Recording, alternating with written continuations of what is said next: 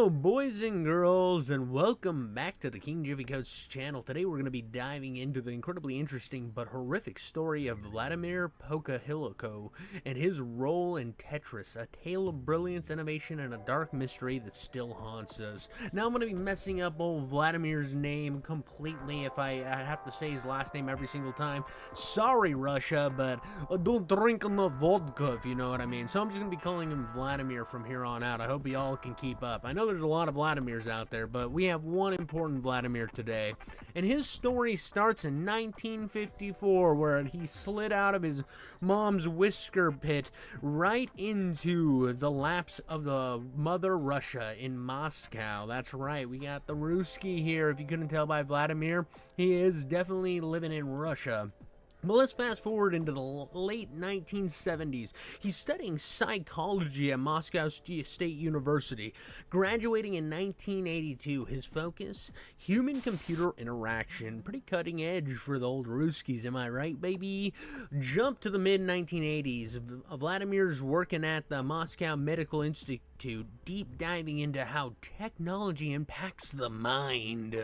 Here we meet Alexei Pajnov, a computer engineer tinkering with a little game called Tetris. You know, those addicting falling shapes that you gotta put in the line and then they explode and you get that giant euphoric blast in your mind and out of your genitals? Yeah, that's the game we're talking about. Well, old Vladimir sees something special. He runs some experiments testing Tetris on war veterans to study its stress-relieving effects. His findings?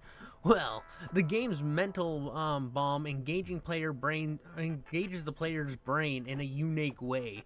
This isn't just fun, it's therapeutic. By damn, it's brilliant. This is the greatest thing that has ever happened to the world, and we know this is still probably the most selling game of all time. By 1986, Vladimir pushing Alexei to think bigger. He's like, Alexei, this game could go global.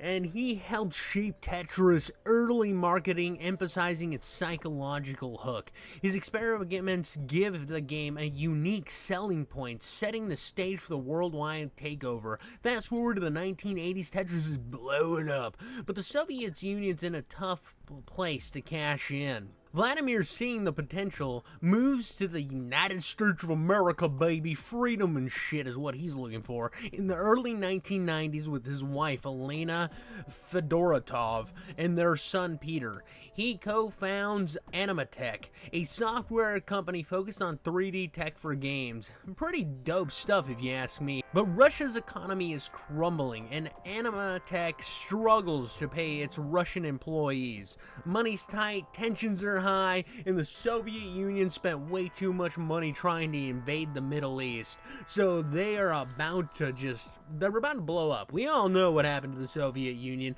They didn't last too long after they decided to try to blow up everything in the Middle East. They just kind of went bankrupt, and now Russia's still trying to take over Ukraine. Now we hit 1988, and things take a darker turn. On September 2nd in Palo Alto, California, Vladimir, Elena, and Peter are found dead in their home. The official report? A murder-suicide. Police say Vladimir bludgeoned and stabbed his family, then took his own life with a knife to the throat. Dear God. Now, I've heard of a lot of ways of doing it, but that is probably the most brutal way. But that's not all that we found here. A note found reading, "I've been eaten alive, Vladimir." Chilling, right? That shit's absolutely terrifying. But this is where things get murky. Just 2 days later, the FBI swoops in, subpoenaing Vladimir's accounts. Why so fast? Retired investigators Sandra Brown and others smell something fishy. The wounds of Vladimir's throat don't look like the typical suicide. And the Russian community's buzzing with rumors of a Mafia involvement. You see, Tetris was worth billions by the 1990s, and the Russian mob was deep in post-Soviet chaos. Some think they wanted a cut of the profits, and targeting Vladimir, whose company was struggling, The use of hammer and knife in the killing sparked theories about a symbolic nod to the Soviet hammer and sickle. Absolutely goddamn brutal, right? In 1999, the FBI's file on Vladimir, spanning from 1994 to 1999, hints at prior surveillance, but no hard evidence ties the Mafia to the deaths. The case stays closed as a murder-suicide. Years later, in 2022, the docu-series The Tetris Murders drives into these doubts, arguing that Vladimir might have been a victim, not a killer. The skull and the sickle theory was interesting, but for me it wasn't enough, so I dove a little bit deeper to find out what was actually going on here. One of the main theories, and actually something that was proven, was two separate hammers were used in the attack, one on Yelena and the other on Peter.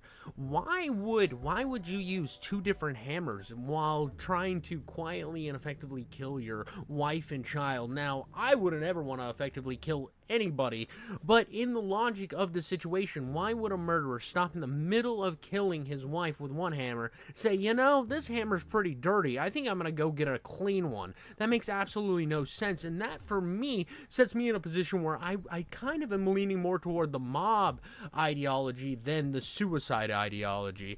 Then there was something else that was really interesting.